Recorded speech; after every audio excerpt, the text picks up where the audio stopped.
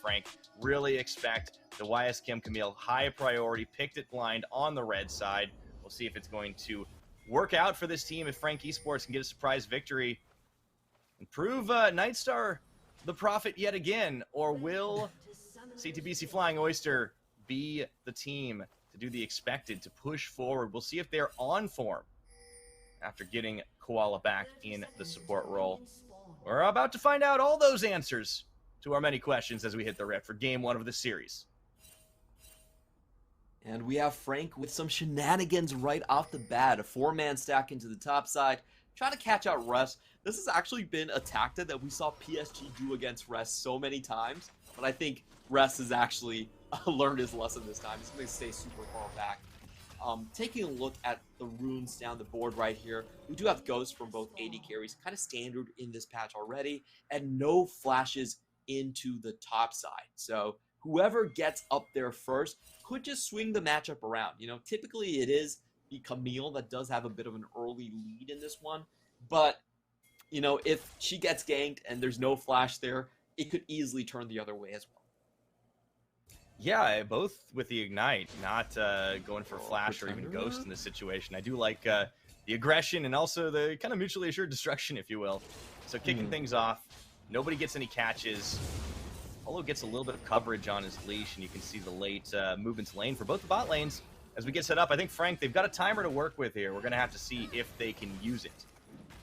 So both of these junglers are starting on the bot side because there was a leash and a ward on the side of CFO. They all know where the junglers are going to go. I expect both top laners to actually not trade all that much and just kind of take things slow across the board. It is setting up to be a rather quiet early game. And I would say if things go smoothly, that would definitely be in favor of CFO. Yeah, should be pretty happy with that. Of course, if Felios getting the late game is also going to be pretty good, so Shun will be able to do that. You talking about a quiet early game. I do think we have potential solo kills just in these players' tendencies and what they've shown us so far this split. YSGM, of course, in the stats compare, pretty much the solo kill king, but Rest not too far behind himself, and then even in the mid lane we see that happening too. I would expect Pretender to be the one going in. Speaking of, YSGM does find some damage onto his opposite number up top. See if the Poppy can make a difference. Gemini making a roam at level 3. Oh, and he's getting here first with the phase rush. Wrap around. Westcam doesn't have hook shot. No, he doesn't. Gemini walks right into him, so just going to be able to get a few hammer shots off, but Gemini tanks a tower. Kind of a fair trade, all things considered. Yeah, and this wave is still in a pretty bad position for the side of Rest here. His jungler has just gone out, and here comes the engage. There's Holo. Rest already down to half his hit points. Knows he could be in trouble here as he goes to wrap around. Gemini coming through as it looks to buy some time. I think Holo gets cold feet about this. No, he's going to go for the charge in. This is kind of a little bit of a standoff. So nobody wants to full engage. They just back away. Yeah, I think Xin Zhao realizes that Gemini is already back into the lane. He kind of showed himself right there. And neither side really willing to risk it, I would say. Just going up against each other. Again, this is a lane that can snowball super hard either way, just because there isn't any flashes here. So you do see both top laners playing this rather safely, but it does end up with Gemini actually having the early ward here. He's going to have a little bit more information, and that will allow the top side in Rest to play a little bit more aggressive here, as you can see him already getting off to quite a nice CS lead, and now Gemini's doing the wraparound, going past Holo. Gonna go again, this time not spotted. The ward's down too. Now, meanwhile, we got a little bit of a skirmish going on down in the river as Koala nearly gets sandwiched between Pretender and carries, and he's gonna go down for first blood. Eminem picking that one up. Shun ghosting away back to the safety of his own lane, but the flash and lick, Eminem chasing him. They think they can do this one. Ultra Shock dodged out. Shun, nice two-step as he will get back to the tower, but Frank Esports strike first. Yeah, we didn't get to see how that one actually started out, but it just looked like Koala was caught in the middle of no man's land. And even though Victor does have the wave priority, Pretender is coming in with the crowd control. Victor, a far weaker champion in the mid lane. And as we're looking at the replay, it just seems to me that CFO overplayed their hand with the push here. Pretender comes in, hard crowd control like we were talking about against the Victor, and also Xin Zhao to back him up. Yeah, CFO just massively overplayed their hand. They thought the lane priority meant a lot more than it actually did coming in from Mission's lane. Yeah, nice start though. Pretender getting involved. They get the kill on Eminem as well. That's clutch right now. Remember, Zeri wanting to get ahead a little bit early. Ooh, Mission gets jumped on by Pretender. That's that gravity field coming down to turn him back into the minion wave. And this is a nice start though for Frank, as they do want to get the action happening fast. Koala roaming up will be able to spot that brush ward and take it down. Mission dings 6, and so does Pretender. Hijack now available. Chaos Storms on both sides. But Pretender ends up stealing away the Nautilus ult instead. I think the Nautilus ultimate definitely works a little bit better here. A bit more crowd control to make those kills happen. And Pretender still has his flash right here. Meanwhile, on the top side, we have Rest just with the Holo Mist down, and Holo is going to be able to get behind him. Okay, they want to go for the play. Immediately, they tag on in, and no way you're getting out of the Hextech ultimatum. Tries. Knight goes down. Very, very close, but finally, they get him even through the Ignite. YSKM burning it does mean that they can set up the kill. Holo uses Flash to close that gap as well, but they get the kill. Really nicely timed, just in place when you see YSKM ding over to level 6, and because the teleports were used here, you see a massive amount of minion waves being missed out here coming in on the side of Rest. That's going to be about a one full wave discrepancy in terms of experience. So YSKM is going to find those level leads continuously throughout this laning phase. I do think that this means that CFO at some point will have to look towards top lane, try to get Rest back onto even footing. Yeah, the Gwen was just left up and available the entire draft, even though it was flashed by Rest in that first pickup. And I didn't know that was going to be a possibility. Clearly, there's some confidence here from Frank Esports that they could play against it. I love how active Holo has been this game, at least as active as Gemini. And it does look like Gemini just waiting for that ward to be cleared before he decides to go in. We do expect Frank Esports to actually get a couple more kills in the early game. As we talked about, the Xin Zhao and the Silas do pack a lot more crowd control just to make those skirmishes actually happen. So I don't think CFO are too rattled by how the game has gone so far, but they definitely need to make sure that YSKM isn't just going to ride level leads into a 4-1 situation. That's probably the biggest thing that CFO are trying to prevent. Yeah, would be not surprised to see a lot more trips up there. And speaking of trips, Koala is going on a roam himself into Frank jungle, and doesn't really find much on that sweeper. Keep having to pan that camera because everybody wants to leave lane just a little bit. It's definitely a looser game, a faster game than what we were seeing in the last series yesterday. J-Team, a much slower team at making those decisive plays. Got punished hard for it by Beyond Gaming. Well, and looks like Gemini's going to go for a rather risky Herald take right here. Camille's already coming in, and he has to get away from this one. He doesn't have the positioning or the champions to fight this one early. He's going to go back on it. It was just kind of tagged back and forth in the leash, but now everybody's starting to move. Koala Shun carries as well here. 6. That's that hook. They do manage to catch, but Pretender goes in onto Mission as well. It's going to be Chaos Storms on both sides. Here comes Eminem over the wall. The 3v3. Big Zeri ultimate, but Pretender falls first. Meanwhile, YSKM gets knocked into the wall. They can't get anybody on the CFO side, and that's going to be 2 kills across the board. Let's see if Frank Esports follow up at all. They can't do it. Oh, and YSKM, he was nowhere in that fight. He was caught between 2 battlefields. Doesn't get to use his ultimate in either one. And CFO actually end up winning in both sides here. I think it was a little bit callous from Karis going into the mid lane like that. You could tell what CFO were banking on. The fact that they had an earlier level 6 from the Nautilus. That was their plan. And watch this. Ooh. Oh, it was the Gemini actually knocking Holo back. I was wondering why Xin Zhao was that far out of position, and there you have your answer. Gemini with his 100% win rate Poppy coming up huge in both sides of the fight. That's first pick, baby. Yeah, the damage really doesn't matter when you can get that Poppycopter to eat someone out of the fight. Mission back in the mid just clears the wave away. So CFO equalize on those kills. They also get the Herald to add to it. The question is, where do they drop it now? Do they try to extend the lane up top, or do they try to charge down mid and blow a hole open there? I definitely think it would be better suited into the top side. You want to give gold over to Gwen, make sure she can stay ahead of that matchup. And I do want to, talk about the team fight damage graph we just saw there. A big fat 0 coming in from Holo, not able to participate in both sides of the fight. What Denied. a great use of Gemini's ultimate right there, winning both sides of the fight for them. And you can kind of tell Frank didn't have the instantaneous communication to pull back from both battlefields at the same time. Yeah, we talked about their improvement. They definitely have been getting a lot better as a team. They're certainly not the squad that was thrown together at the last minute that they were in spring, especially in the beginning. But they still have work to do. This is a team that still has some edges to soften, to sharpen, if you will. Maybe a better metaphor on that one. But they're going to try and muscle in on this dragon. Ocean Drake first up here. They get a little bit of chip damage onto Koala and Gemini. Tender stealing away. Ultimate Death comes charge, through. and up! Out goes the Tom Kench. Meanwhile, they take the Drake away. Shun Shun gets it. get the final hit on that one, and Holo just walking through on that Chaos Storm. Gemini forced to flash out mission. He's probably going to have to burn his as well, but the team is at his back, and maybe they could escort him out the long way.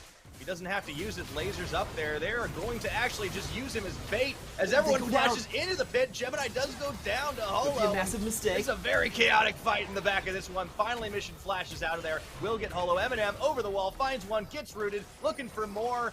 Karas and Shouldn't Pretender, try to they do a can't 1v3? quite follow. What a weird fight that was. Yeah, I do think CFO ended up overplaying their hand in that one because the back end of that fight ended up being a 3-for-1.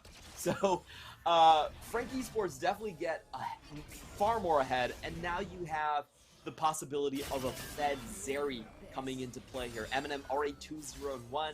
You get that big gold bounty on it. Honestly, CFO, they had everything they came here for. They found the objective. They were able to get a much better start of the fight in terms of the HP bars right here. But then they just greeted for a little bit too much afterwards. This was really well played on the side of CFO. They get the slowdown when Mission actually gets hit by the depth charge.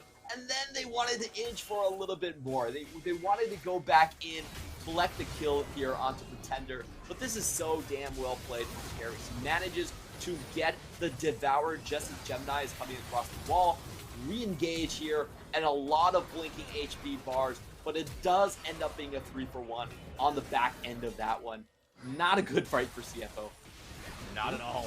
That was real crazy here as we're getting right back into the action. Carries on the gray health. He stopped it for a second, but Koala's not looking too healthy either. They will chase him back in a way, and up there goes the stolen Poppy ultimate. Immediately winded up and knocking out one.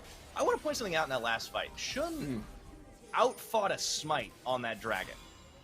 Yeah, that was incredible, man. You don't see that every Moonlight day. Vigil. Yeah, Gemini really going good. with the Oh double no, knockup. Holo YSK melting Mission with the lasers on the final hit, but they were just cutting through. Rest is certainly packing a punch with those scissors. Oh boy, they underestimated how fast that Poppy could be traversing up onto the river, and now Pretender is caught underneath tower as well here. Death charge gonna go up. They don't have the follow through. They've got YSKM in the 1v2 though. My word, what a scrappy game. Yeah, weird play coming in from Shun, going underneath tower. Not much Rust can do there. He doesn't have the crowd control to actually stop YSKM, so the second hit of Precision Protocol goes through. There was already a mythic item, and he just goes down at the back end here. So once again, I think CFO have a good start to the fight. They give a little bit over at the back end of it, though. Yeah, let's take a look at this replay up top, but I also want to just take a breather and assess where we're at in this game, because it has just been skirmish after skirmish. YSKM goes deep here, finds Shun as he was under tower, and Rest just could do nothing to deny this. The killer instinct from this rookie top laner is incredible. We've got mythics in now. As you mentioned, they were already completed a couple of players, but now the rest are starting to file in. Divine Sunderer for the Camille. Crucial there. Gale Force on Shun, matched by the Immortal Shield Bow on the Zeri. Eminem, he went boots 2 first, remember, off the back of that first kill. So he's now matched Shun quite well. And if we look across the map, we do have some big changes in the lane allocations here. Frank Esports going to go topside for the second Herald, while on the other hand, we see CFO still trying to shove money into Shun's pockets. This is very much their game plan when they have Shun on the map. They want him to be that hyper carry. If we're taking a look at the situation right here, I feel like it's much more advantageous for CFO. Victor has been able to get a lot of assists, which means Hex Core is already upgraded. And on the flip side, YSKM hasn't actually gotten all that much done in terms of being a split push threat. He's down over 20 CS into the top lane here. So I would say overall CFO has played their cards better. They've withstood the early game power spikes coming from some of the crowd control, and they've got most of their, they've actually won their solo lanes. Yeah, despite the chaos overall, like everything else being even, they have a bit of a gold lead. They have that dragon advantage at this 15-minute mark, and they have a comp that scales so much better than what Frank Esports are bringing. So I think Frank really forcing the issue just means they know that they're going to have a window that will eventually close. And I would expect a lot more fights, but maybe the end is if CFO overpress themselves like we've seen happen. Herald is going to get dropped in mid. This should be the finisher on the charge. Eminem going to get out to safety, and so that is going to be matching the tower taken already down bottom. CFO with first brick does mean they got that extra bit of gold. Frank Esports, though, back in the lead, 400. This fight is very difficult for, I would say, Frank Esports to play. The main thing is Gemini is just way too efficient against Frank Esports and their triple dive composition. As long as he holds on to the W, I don't really see how Frank Esports try to engage this. They have to be really creative on the angles. Here they go. They're going to try. That is going to be Holo going in. Gets that Crescent Guard, however, gets immediately swallowed up. Now he's going to be back into this one, and well, it looks like Frank Esports didn't quite have enough left in the tank to get the kills, but CFO are right on the back. YSKM going in. YSKM to the back, deletes Shun off the map. That's going to immediately turn things. Once again, Pretender was dancing around. Mission did get a crucial shutdown onto M&M, but they can just keep this going. It's going to be Koala, Rest, and Gemini just trying to stay alive. YSKM taken out, cut down to size, cut to ribbons, you might say, but Rest is sure to follow him to his grave, and now Gemini gets a kill back. It's just left and right and left and right, a real boxing match at that Dragon Pit. What amazing target selection coming in from YSKM. He takes out Shun before he can really have a reaction, and then you see Pretender just kiting them along with the chains, the chain lash back and forth, slowing them down, getting multiple targets, and then they collapse all at the same time. So beautiful stuff done by Frank Esports. They really just exceeded my expectations in what was possible in that fight. The start of it was so bad for them. Look at Gemini here as he pays close attention to Pretender. He doesn't let him get into the back line. He has his eyes on the Sylas the entire time. Sylas takes a bunch of crowd control, a bunch of damage, has to back out. And, you know, this fight was actually very close to being a full wipe here, as if Shun landed the Moonlight Vigil, the entire front side was gone. But YSKM comes in here with a beautiful separation into the back line. He snipes out the AD carry, and then you have Pretender with the red buff, just playing on the sides, just picking people off, slowing them. Honestly, I didn't see how Frank Esports could have won a fight, but they proved me wrong. They didn't get the objective, but they certainly got the fight at the end, and I think YSKM on the flank, it really just means that this whole fight was almost a feint to begin with, as he gets the deletion off onto Shun, turns the tides. But Frank, they are down 2 dragons. They are going to have to try and start contesting out on some of these objectives and try to match some pressure too. YSKM would love to be a terror on that side lane. He does have another kill, but another death to match too. Still only really sitting on that Mythic and Merc treads. I will say, they find Scott. That's the Crescent Guard. They turn on to Gemini, but look at the damage they can dish back onto him, even through the steadfast presence. Not enough to get the kill. The Devour. And Carry swallows up Eminem. Great Devour to try and keep his carry alive. Meanwhile, what's going on down bottom? That should be a Frank Tower shortly. Yeah, actually, Frank Esports win out on that trade because they are a 4v3, but in comes a TP. Rest looking for someone. But Holo is here as well. Mission going to join in. He turns forward, looks for the snip, throws down that mist to the needlework, finding 2. Holo looks like he got baited in by it, and meanwhile, Koala going to cut YSKM off at the pass. Let's see if he can get out. No, nice predict on the hook into the ultimatum, but he's trying to walk and limp away from it. CFO will not let that happen. His Rest will claim his life. A great chase down by the Flying Oyster. Yeah, that was a little bit unfortunate from Frank Esports. I think Holo misjudged CFO. He thought the rest of his team had reset. In fact, CFO were just charging down river. So they end up getting 2 kills over when really they only needed to give 1. And I wanted to talk about the previous fight.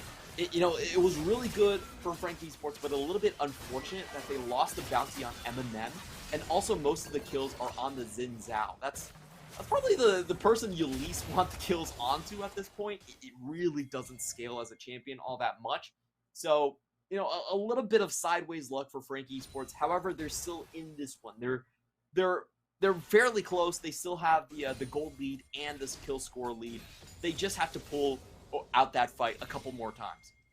Yeah, they don't want to let this get into the late game because that is going to be CFO's forte. They will have a great scaling comp. Rest will be able to match YSCam on sides. And Gemini's Poppy is really making a lot of the difference and certainly could continue to do so, really showing why it's worthy of that first pick status and maybe potentially worth the ban. But Frank, far from out of this one as the attention, the focus shifts towards the Baron pit. There will be another dragon in about 35 seconds, however, and that has to be on both teams' minds. And I do want to talk about why I give CFO so much more of the scaling advantage. It mainly comes down to two champions and the comps they're playing. The first one is Xin Zhao. It's pretty obvious that I don't really have high opinions of Xin Zhao as a late game champion. And the second one is Tahm Kench. I feel like in a triple dive composition. Uh-oh. Yeah. One of these days you'll get to make an analytical point, Clement, before the fight starts. Holo does get caught. Oh, man. Yeah, I mean, that's one of the reasons why you don't necessarily like him in the late game, but maybe even in the mid. Pretender getting caught as well. He's going to fall into this one. Tries to flash and bait it out, but the split focus to chase too strong for CTBC right now as they take Pretender down and the tower to boot. 10 kills now across both teams, and the lead flips back to CFO. Teleport out from mission to try and defend his tower while the dragon gets taken just like that. CFO are going to get themselves soul point.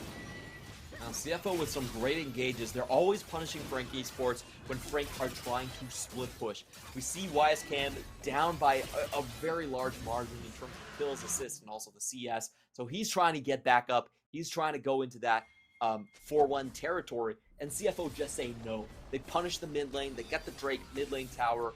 Great flash from Gemini, just cutting Silas over the wall like that one. That really was the catalyst to that fight. You saw Pretender didn't have enough space to actually get that Poppy ultimate off in time. Yeah, Pretender getting caught really quickly. It's the Zhonya's pop, and it just delays the inevitable as he even tried to flash to avoid his fate. And CFO are just too good at the chase down. I think this is a team that's certainly got the killer instinct for sure.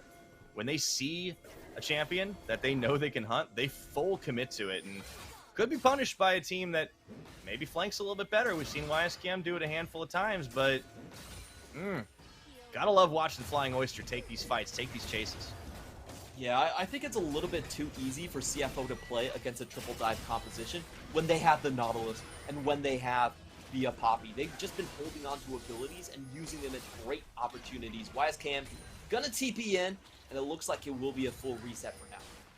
Yeah, just spends his teleport to ensure that the Baron doesn't go over. You got to think that's worth it. However, it does mean his side laning is going to suffer for a little while. He has a very long lane to work with in that top if he wants to, and he's going to get dragged down into the mid because we got a full ARAM going on here. Yeah, and this time around, we do have Shin with both of his summoners up. I think the big thing about the previous fights was that YSCam always able to just walk down onto that Aphelios. Now it's going to be a little bit harder that he has both of these sums up. I think what Frank Esports need to do is that they need to bait CFO to overextend into River and then cut them off from multiple directions. I don't think Frank Esports really have a chance if they just charge into CFO, just headstrong into a pitch battle formation where CFO knows where all the angles are from. So it's going to be really important for Frank, now that they don't even have the side lane advantage, to kind of use those Baron situations. If you look around the Baron pit, I think this is textbook on how you should set up for a potential winning fight. Maybe try to pick off someone as they come across that river brush. They do have a lot of good vision there, and most of it not spotted out by CFO. CFO, though, they're the ones directing the tempo at the moment as they look to push, get some jungle clear through. Buying time. The Dragon Soul is going to be huge for them. Frank are going to have to respond, try and cut it off. So far, they've always been late to the party.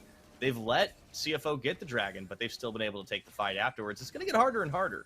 especially once that mountain happens. I think Frank is actually better served in trying to get a fight down before split objectives do happen. So they want to set up here on the Baron and bait CFO into a fight in one position.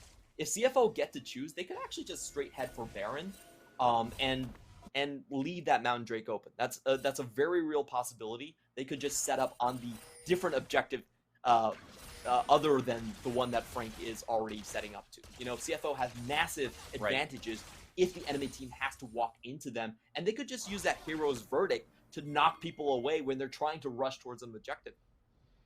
Yeah, that's one of the things that you have to calculate every time you're trying to set up for these plays. And you can see CFO, they use their tempo, they use their position to clear just about all the vision. The one big difference for teleport plays, flank plays, could be that one that is there in the CFO jungle, not spotted just yet. Only Pretender can take advantage of it, though. YSKM is still far and away on his TP, and Rest is just doing so much more work on the side lanes. He has his teleport, so he can freely go here.